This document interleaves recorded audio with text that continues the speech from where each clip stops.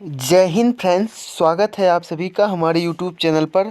दोस्तों, आज की इस वीडियो में हम 13 जनवरी के सेकंड शिफ्ट के ऑल क्वेश्चन यानी कि जीके, जीएस और करंट अफेयर और हिंदी से पूछे गए जितने भी क्वेश्चन हैं सबको इस वीडियो में कवर करने वाले हैं और उनके आसपास जितने भी क्वेश्चन बन रहे हैं उनको भी देखेंगे इस वीडियो में। तो वीडियो की शुरुआत करते हैं बिना किसी देरी के।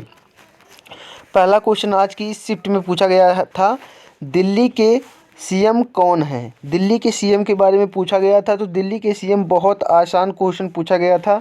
दिल्ली के मुख्यमंत्री अरविंद केजरीवाल जी हैं और उप मुख्यमंत्री के बारे में अगर आगे पूछेगा तो उप मुख्यमंत्री हैं मनीष सिसोदिया जी। मनीष सिसोदिया जी उप मुख्यमंत्री हैं दिल्ली के।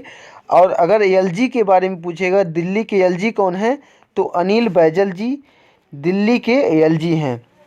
और एक चीज़ और पूछ सकता है कि जम्मू कश्मीर के उपराज्यपाल के बारे में पूछ सकता है। तो जम्मू कश्मीर के उपराज्यपाल के बारे में पूछ सकता है तो मनोज सिन्हा याद कर लीजिएगा। मनोज सिन्हा जम्मू कश्मीर के राज्यपाल हैं, तो मनोज सिन्हा।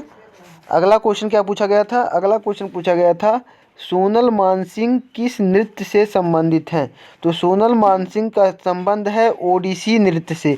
तो ओडिसी नृत्य आपका राइट आंसर था। अगला क्वेश्चन पूछा गया था, न्यायपालिका की अवधारणा किस देश के संविधान से ली गई है।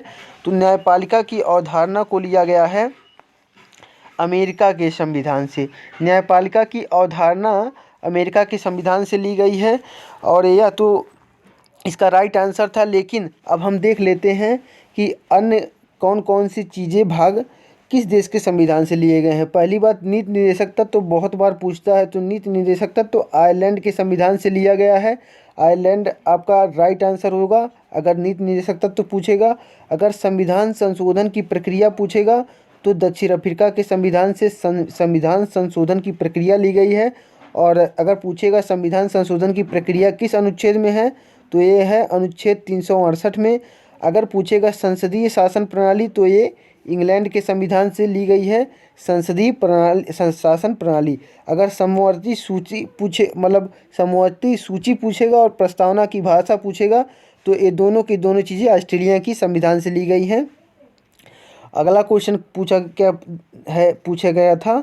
अगला क्वेश्चन पूछा गया था, सोडियम को किस में रखा जाता है। सोडियम को किस में रखा जाता है। तो सोडियम को मिट्टी के तेल में रखा जाता है। मिट्टी को तेल को कैरोसिन भी कहा जाता है। तो कैरोसिन या मिट्टी का तेल आपका राइट आंसर था इस क्वेश्चन का। अगला क्वेश्चन क्या पूछा गया था? अगला क्वेश्चन पूछा गया था, वर्तमान में सीबीएसई के अध्यक्ष कौन बने हैं। सीबीएसई के अध्यक्ष पूछा गया था। तो केंद्रीय माध्यमिक शिक्षा बोर्ड सीबीएसई के आईएएस मनोज आहूजा को बोर्ड का नया अध्यक्ष नियुक्त किया गया है। सीबीएसई के नए अध्यक्ष बने हैं मनोज आहूजा। मनोज आहूजा आपका करेक्ट आंसर था, मनोज आहूजा। और मनोज आहूजा 1990 बैच के ओडिशा कैडर के अधिकारी हैं और इन्होंने अनीता करवाल की जगह ली। इससे पहले कौन सीबीएसई के अध्यक्ष थी? सीबीएसई के अध्यक्ष थी अनीता करवाल। और इस समय कौन है? इस समय है मनोज आहूजा। मनोज आहूजा आपका राइट आंसर है। अगला क्वेश्चन क्या पूछा गया था? अगला क्वेश्चन पूछा गया था, शुंग वंश का प्रथम राजा कौन था। शुंग वंश के प्रथम राजा के बारे में पूछा गया था। तो पुष्यमित्र शुंग इस वंश के प्रथम शासक थे। शुंग वंश की उत्पत्ति के बारे में कोई निश्चित जानकारी नहीं है। शुंग वंश उज्जैन प्रदेश के थे, जहां इनके पूर्वज मौर्यों के प्रधानमंत्री तथा सेनापति थे। शुंग वंशी पुष्यमित्र अंतिम मौर्य शासक बृहद्रथ मौर्य के सेनापति थे और बृहद्रथ जो था वो मौर्य वंश का अंतिम शासक था। अगला क्वेश्चन क्या पूछा गया है, बाला सरस्वती पुरस्कार किसे दिया गया है 2019 का। तो बाला सरस्वती पुरस्कार 2019 का उस समय दिया गया था। तो ये बहुत जान लीजिए, टीसीएस अपना मूड बदल रही है।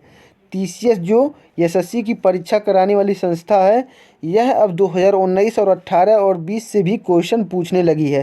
तो यह पूछा गया था बाला साहेब पुरस्कार किसे दिया गया था। बाला सरस्वती पुरस्कार 2019 का। तो इसका जो भी ऑप्शन था वो राइट आंसर था आपका। लेकिन अगर 2022 की बात करें, 2022 की बात करें तो रामदरस मिश्रा को 2021 के 31वें सरस्वती सम्मान के लिए चुना गया है। रामदरस मिश्र जितने समर्थ कवि हैं उतने ही समर्थ कथाकार और कहानीकार हैं।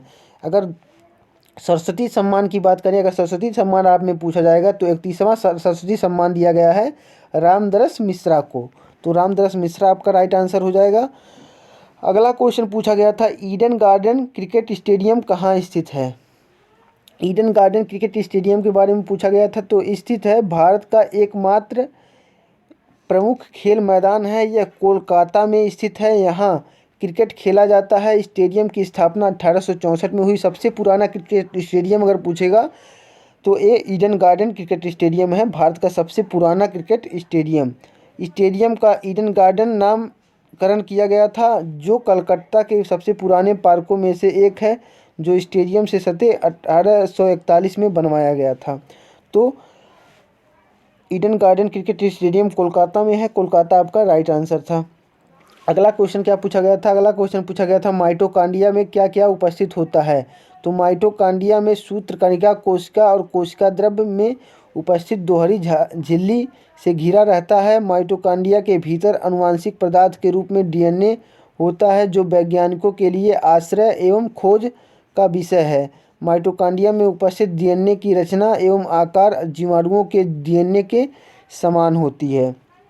तो माइटोकॉन्ड्रिया में डीएनए भी होता है और कोशिका द्रव्य भी होता है और दोहरी झिल्ली भी होती है। तो जो भी ऑप्शन में था आपका राइट आंसर था। अगला क्वेश्चन पूछा गया था कमल का पर्यायवाची शब्द है। तो कमल का पर्यायवाची शब्द सरोज है और कमल के अन्य पर्यायवाची शब्द नलिन, अरविंद, उत्पल, अम्भाज, तामरस और पुष्कर हैं। ये सभी कमल के अन्य पर्यायवाची शब्द हैं। तो दोस्तों वीडियो अच्छा लगा हो तो वीडियो को लाइक कीजिएगा। मिलते हैं नेक्स्ट रिव्यू में, तब तक के लिए जय हिंद जय भारत।